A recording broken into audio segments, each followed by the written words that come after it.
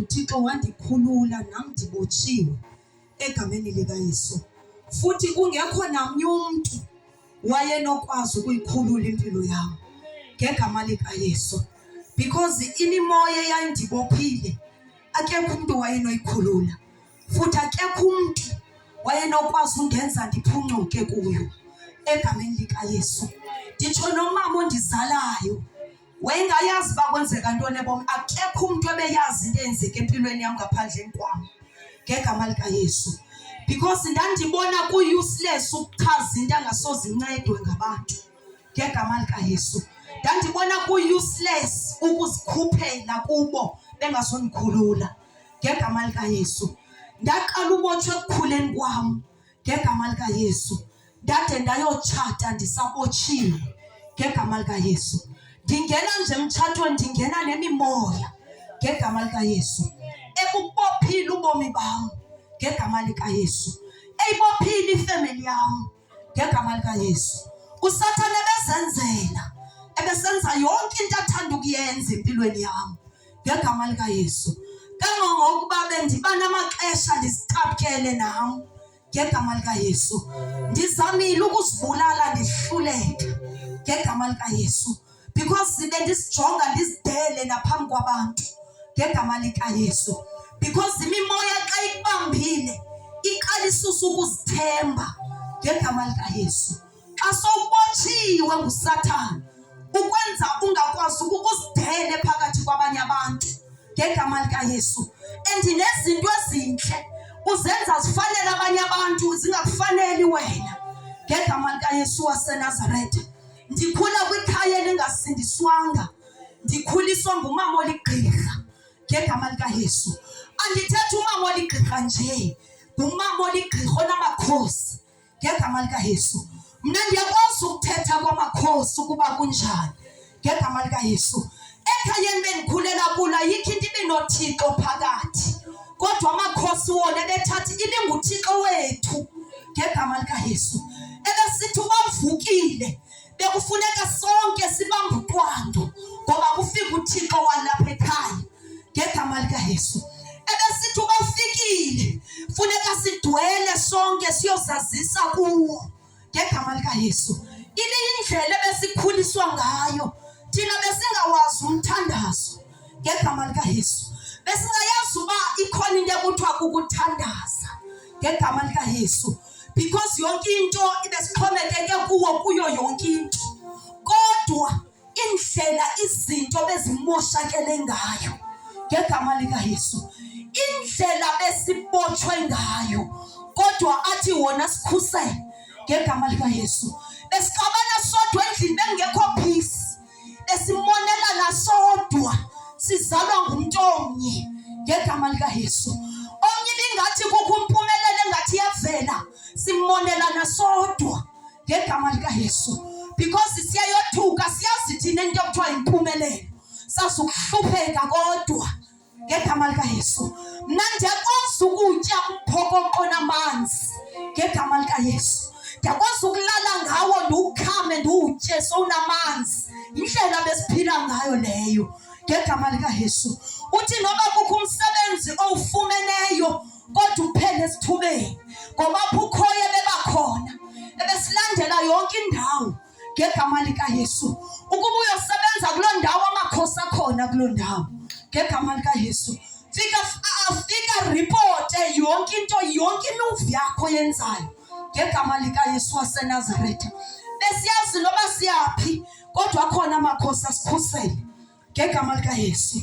Akekho umuntu ebekhohlakele njengomakhulu ondikhulisileyo ngegama likaYesu, ebekubethi bengathi kuhlatywe imela, ebekubethi bengathi ukrazulwe ngemela, ebemtya umntu ngamazinyo inyama itsike ngegama likaYesu, ebengadinga isixhobo ukuze umntu abe nezixhazi zakhe, kodwa bemtya umntu ngamazinyo ngegama likaYesu. Inyama yomntu ebeyitsika phantsi egameni likaYesu, ndlela ebekhohlakele ngayo, ebesoyikwa naselalini egameni likaYesu. Mna ndikhule ndingayazi banza uncumela ntoni, bendingenalo kwa izinyo. Mna umfundisi uyayazi, bendihlala ndijamile ngoba ndiyayazi uba ayikho into endinciumisayo, akho nto ndizayincumela mna egameni likaYesu.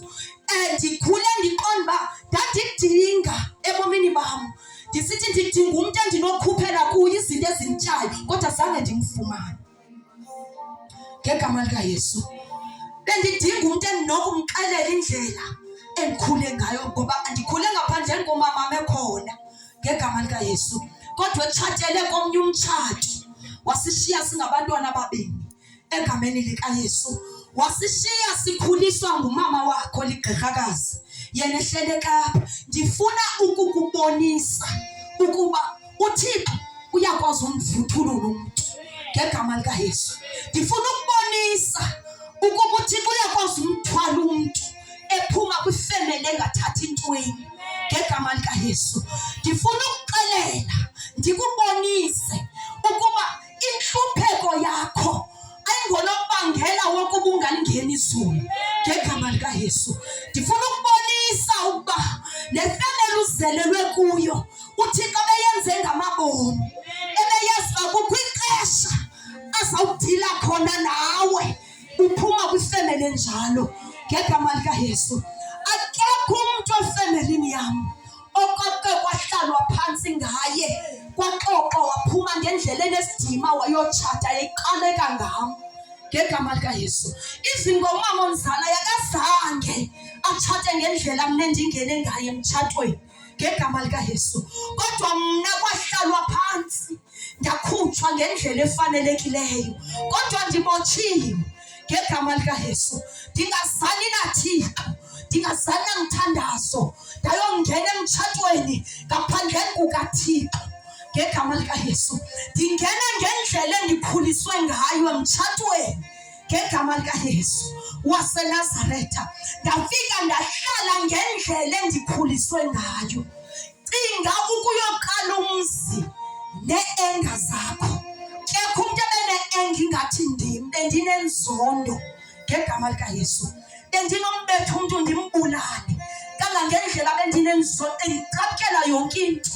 Ngegama likaYesu, ngenxa yendlela nobunzima nokuhlukumezeka endikhule phansi kwakho. Ngegama likaYesu, bendimzonda umama ondizeleyo, ndisithi noba ngafa soze ndibe nalo uxolo kunye naye. Ngegama likaYesu, ngoba ndisokole ndakhula nzima ekhona. Ngegama likaYesu, ndifuna ukuxelela into enye. Egameni likaYesu, wafika uYesu ebomini bam, waqala wenza iphisi enhlizweni yam, wadila ne-enga yam. Ngegama likaYesu, wapholisa amanxeba endikhule nawo iminyaka, ogqiba wandikhulula. Ngegama likaYesu, wandikhulula. Ndikhumbula ndiwabuza amakhosi ndisithi kungoba xa efile lo mntu nizakwenza njani, ngoba noba ayekhona kodwa ingqondo zam zazihambe zibuye ukuba kudala ndiyibona imizi ndiyaqala uyibona apha ekhaya, kodwa lena into. Ngegama likaYesu, futhi ayengavuki umakhulu wam esopa, kwakufuneka ayosela noba kathandi xa kusekufuneka evukile la makhosi. Ngegama likaYesu, so wayebusela utywala noba engafuni, ngoba la makhosi kufuneka ayesela ngaye kahle kahle. Ngegama likaYesu, ayetshaya ngaye, ayesenza zonke izinto. Cinga ukubotshwa yinto ehleli kumzali onikhulisayo, le nto inibopha ihleli kwintloko yekhaya. Ngegama likaYesu, nibotshwa ngumoya kwintloko, intloko ekhulisa imisila. Ngegama likaYesu, ucinga uzazilwela njani apha? Ngegama likaYesu, i-spiritual husband sandifumana ndine-7 years. Ngegama likaYesu, ndineminyaka 7, kodwa kukho into endilala nayo, kodwa ndineminyaka 7. Wandibamba umoya wombulo ndazazi noba ndingubani igama lam. Ngegama likaYesu, kwakukhala mna phantsi, kukhala umakhulu wam ebhedini, i-spiritual husband siyazenzela endlini. Ngegama likaYesu, ndithi ndisaqala uwamela isikhalo sakhe size kum. Ngegama likaYesu, sifike sindibambe, umzimba wam ungakwazi ushukuma, ndingakwazi umuva, ndingumntana. Ingathi le nto kunyanzelekile yenzekile kum, ingathi ndim unobangela ndandisoyika noyithetha. Ngegama likaYesu, ndaqale ndaqhatshazwa nguSathana, lingekandixhaphazi ilizwe, lingekandixhaphazi ngegama likaYesu. Wakuthatha uSathane ubuntombi bam ndineminyaka eyi-7 ngegama likaYesu. Ndikhula nje ngiseyontombi, abayazi abantu endihleli nabo ukuba ubuntombi bam bemnxa ngegama likaYesu. Wafika wandenzisa izinto ezinye endingazaziyo ngegama likaYesu, kodwa ndangenamntu othetha ngoba impilo yethu kakade lena ngegama likaYesu. Akekho umuntu endizawuthetha kuye. Indlela endandinenizondo ngayo, ndandithatha iblade ndibheke entlanjeni ndifike ndisitye ngoba ndifuna ukuvaka ebuhlungu ngale ndlela ndiva ngayo ngegama likaYesu. Ndandisithi uba ndicaphukile iblade ayikho, ndizawufika ndophula ibhotile ndithatha ingceba ndisike ngazo, kodwa ndiva nto. Ndibona igazi liphuma kodwa akho nto ndiyivayo ngegama likaYesu. Umzimba wam ugcwele amanxeba osika kodwa ifemeli yami ingayazi loo nto ngegama likaYesu. Le nto ndithi akekho umntu ebeyazi imimoya ibingibophile. Bendiyazi ndedwa ndade ndakhula ndayongena emtshatweni nayo ngegama likaYesu waseNazaretha. Bengakwazi mntu ukukhululeka, bengakwazi mntu ulala njengomntana ulale. Bengayazi loo nto mna because bendinexanduva nalo myeni ufikayo kum ndingamaziyo ngegama likaYesu. Bendinexanduva lohoyana nento endingayaziyo kodwa ndithe nca ngegama likaYesu. Apho ndikhoyo ikhona ngegama likaYesu. Ndiyakhumbula ufika kwam emtshatweni ngegama likaYesu. Uqala kwam ukhulelo saphuma isisu ngegama likaYesu ngoba yayikholeta, kodwa uThixo wandityhomozela ndangena ngegama likaYesu. Ndasiluza isisu sokuqala emtshatweni ngegama likaYesu. Ndiyakhumbula ukusiluza kwam ndaphupha ndiphethe igazi ngesitya kanti kuphumuka kwaso ngegama likaYesu. Ndathi xa ndisiya ekliniki wathi unesi siphumile isisu ngegama likaYesu. Ndazivalela indlela endandikhala ngayo ndisithi kanti mna ndaze ndonwabe xa kuthiwani yonke into edibene nami yaphasalaka ngegama likaYesu. Yonke into ebanjwa zizandla zami yaphumuka sendiphethe. Ndithi kanti Thixo mna ndaze ndiphumle phi ngegama likaYesu ngoba naku kufa kwenzeki. Ndibangafuna usibulala ndibulaleki kanti ndizawuphumla xa kuthiwani mna Thixo yazifike nini yam inkululeko ngegama likaYesu. Kodwa kuthandaza umntu obotshiwe ngegama likaYesu because xa uthandaza ubotshiwe umthandazo wakho awugqobhozeleki ngegama likaYesu. uSathane umesibhakabhakeni awubambi umthandazo ngoba kukho amadimoni atrayinela ukubamba umthandazo. Yiyo loo nto umntu othandaze engenaYesu uthandaza umthandazo ophelele erufini ngoba uSathane awubamba umthandazo wakhe ungayi apho kufanele ubheka khona ngegama likaYesu. Ngoba xa usindisiwe umthandazo wakho into ebangela uqhobhozele nguYesu ngegama likaYesu.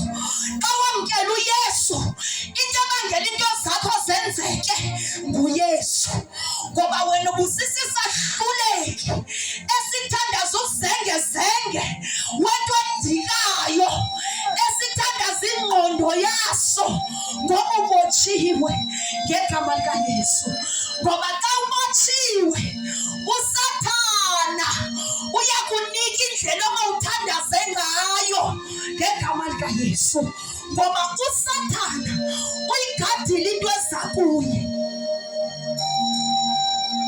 ngegama likaYesu. Noba ndandiwuthandaza lo mthandazo wawuphinda urhuqule kwamna ngegama likaYesu. Nditsho kwanomyeni lo nditshate naye bengazinto ngam ngoba mna ndicinga uba ndiyafihla wasuka uSathana walidiza ihlebo lam ngegama likaYesu because bisithi noba ifikile ngegama likaYesu. Besisithi noba sifikile ngoku into ibisenzeka bendisenza i-action apha ecankwakhe andivuse ngokwakhe akuze kanti kwenzeka ntoni kuwe ngegama likaYesu. Ngoba uSathane uyandidiza kuye ukuba makandibone ukuba kukho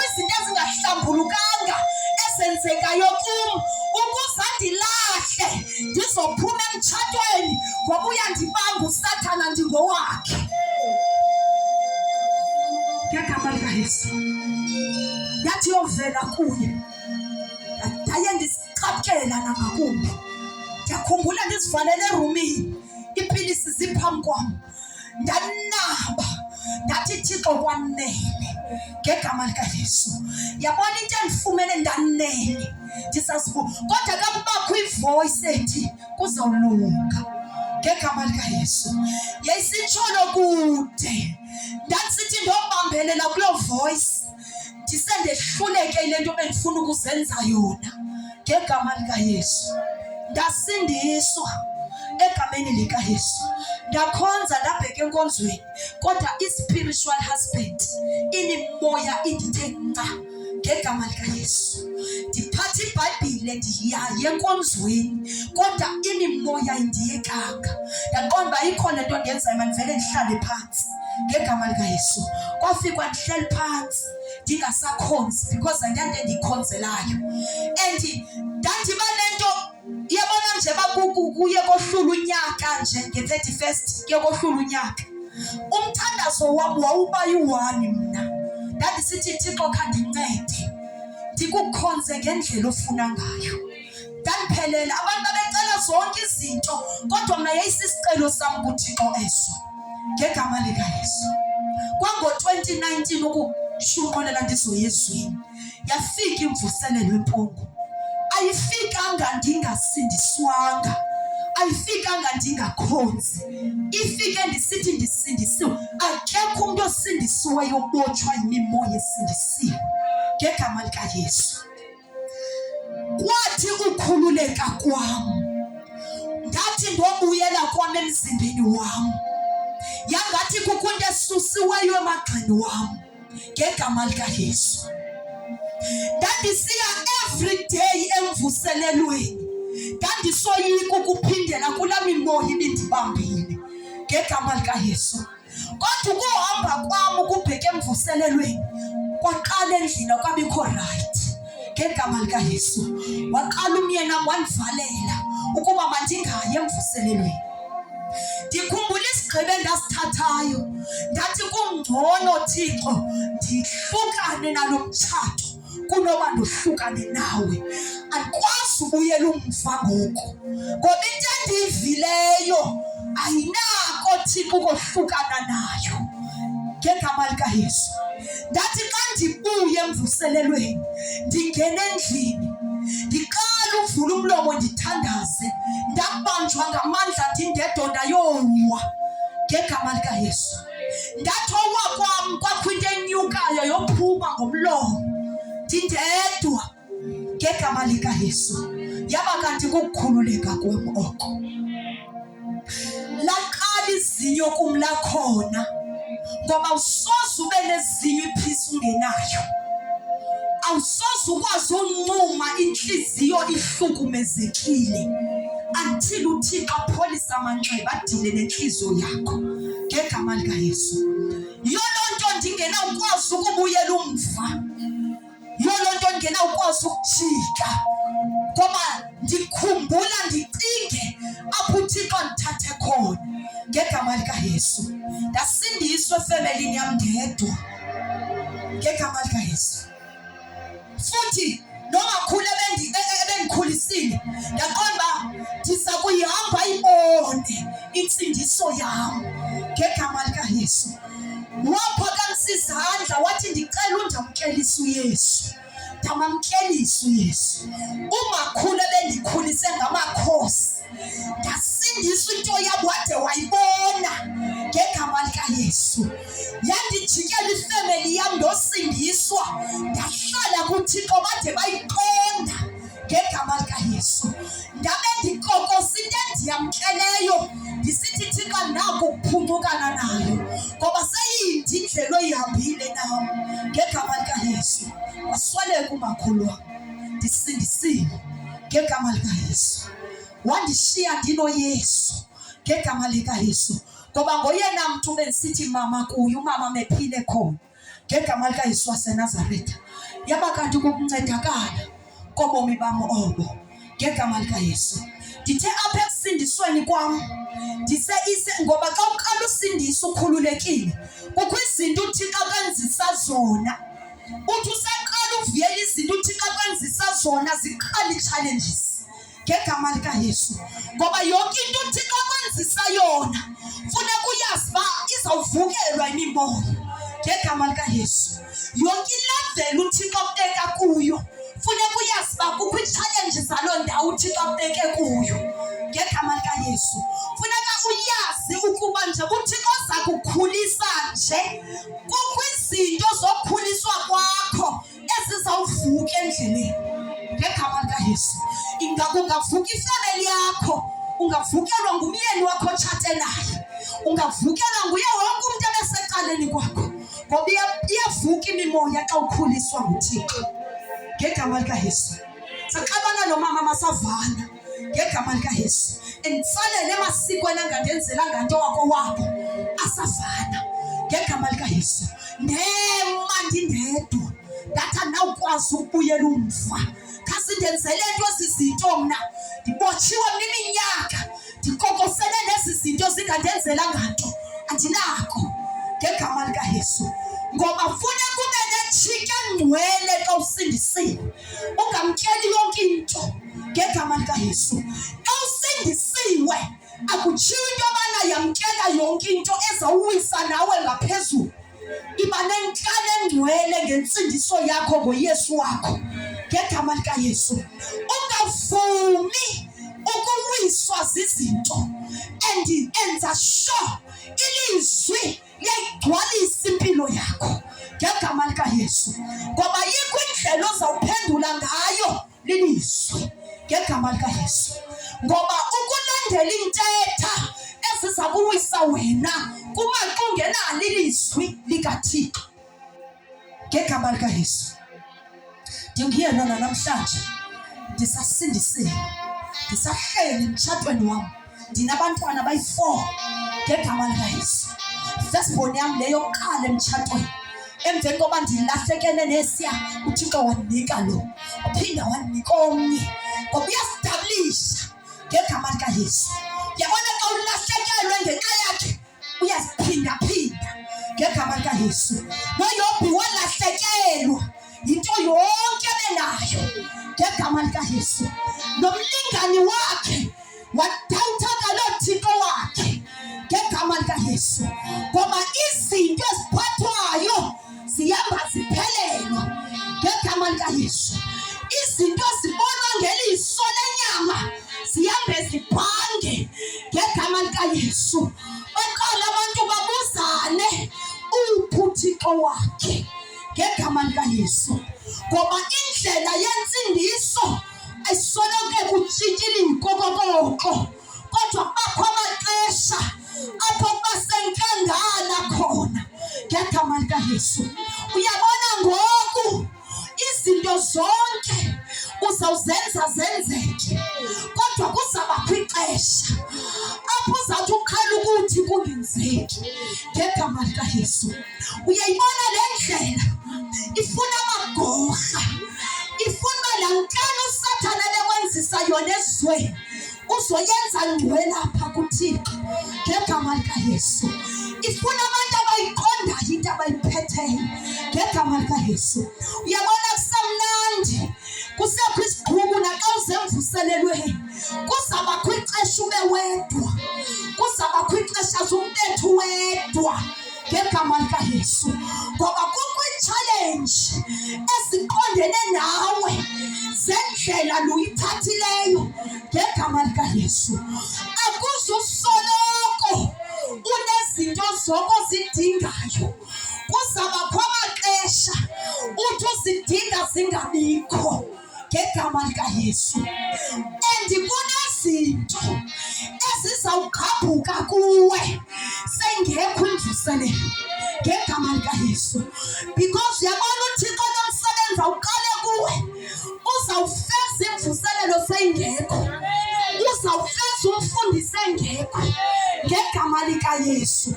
Ngoba kudingeka abantu abazakothuleka emagxeni kamfundisi kodwa bahengarisheke kuYesu abamnikwa ngumfundisi ngegama likaYesu waseNazaretha.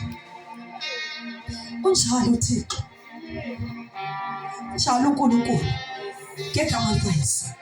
Ayiloxesha lodlala eli, ayiloxesha lodlala insindiso eli.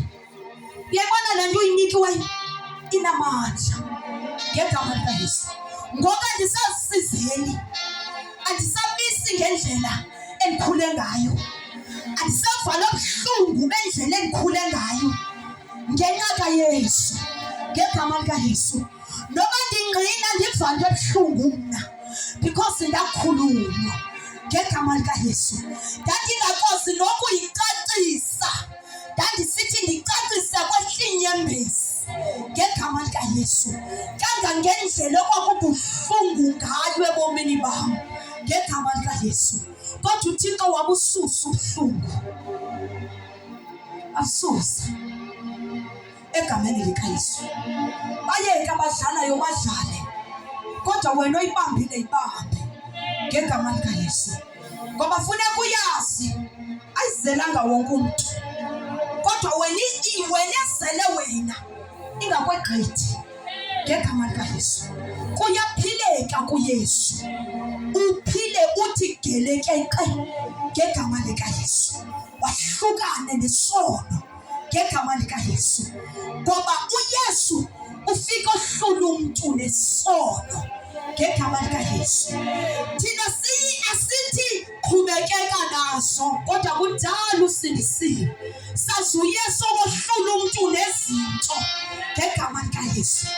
Sazi uYesu ohlula intombi ne-boyfriend ngegama likaYesu. Sazi uYesu ohlalisa umakoti kakuhle angabi nabo amakhwapheni. Sazi lo Yesu thina ngegama likaYesu. Asimazi thina lo Yesu uqhubeke kwanaye abantu beqhakazela zinto zabo ngegama likaYesu. Asimazi lo Yesu thina ushunyayelwayo abantu beqhaphile izizono. Asimazi lo Yesu thina ngegama likaYesu. Kodwa esimaziyo uhlula umuntu nesono ngegama likaYesu. Sizawubheka ezimbangeni egameni likaYesu. Bengifuna ukuvezela akuqalwa kube njena, kodwa sinendawo esilandwe kuzo ngegama likaYesu. Ungaboni ndimile phambi kwakho ubacifa bandivele ndama, kodwa kunendawo endilandwe kuzo ezinzima ngegama likaYesu. Andivelanga ndama, ndasidana umfundisi wafika nokucula mna. Sasithi siyacula sirhwitsheke singayo lento siyiculayo, kodwa uYesu wasinceda ngegama likaYesu waseNazaretha. Sizawutshila phaa kuYohane chapter 15. Kukho into encinci ndifuna uthetha ngayo ndibe sendihlala phansi ngegama likaYesu. Yohane chapter 15 ivesi eqhelekileyo, kodwa kunento ekhoyo. Ithi Yohane chapter 15 verse 1, mna ndingumdiliya wenyaniso, umlimi wawo ke nguBawo. Amasebonke kum angathwali isiqhamo uyawasusa, onke athwala isiqhamo uyawathena, ukuze athwale isiqhamo ngakumbi. Nina niselihlambulukile ngenxa yelizwi endilithethileyo kuni. Hlalani kum, mna ndihlale kuni. Njengokuba isebe lingenako ukuthwala isiqhamo ngokwalo lingahlalanga emdiliyeni, ngokunjalo linako nani lingahlalanga kum. Umdiliya ndim, nina ningamasebe. Lowo uhleli kum ndibe mna ndihleli kuye, yena uthwala isiqhamo esininzi. Ngokuba ningekumu aninakwenza nto ngegama likaYesu. Awasikelela izwi lakho egameni likaYesu, in Jesus name, amen. Ithi ukuba umuntu uthe akahlala kum ulahlelwa phandle njengesebe ome, baze abantu bawabuthe bawaphose emlilweni atshiswe ngegama likaYesu. Ndithe xa ndifunda le vesi phaa ku-verse 3, ithi nina niselihlambulukile ngenxa yelizwi endilithethileyo kuni. Hlalani kum, mna ndihlale kuni. Njengokuba isebe lingenako ukuthwala isiqhamo ngokwalo lingahlalanga emdiliyeni, ngokunjalo linako nani lingahlalanga kum. ngegama likaYesu. Uthi umdiliya ndim, nina ningamasebe ngegama likaYesu. Kodwa ningamasebe nje, ayikho into eninoyenza ningakhange nihlale emdiliyeni ngegama likaYesu. Igqabi xa liwile emthini walo liyoma ngegama likaYesu. Lithi kuze lihlale liphilile libe kanti lihlele emthini.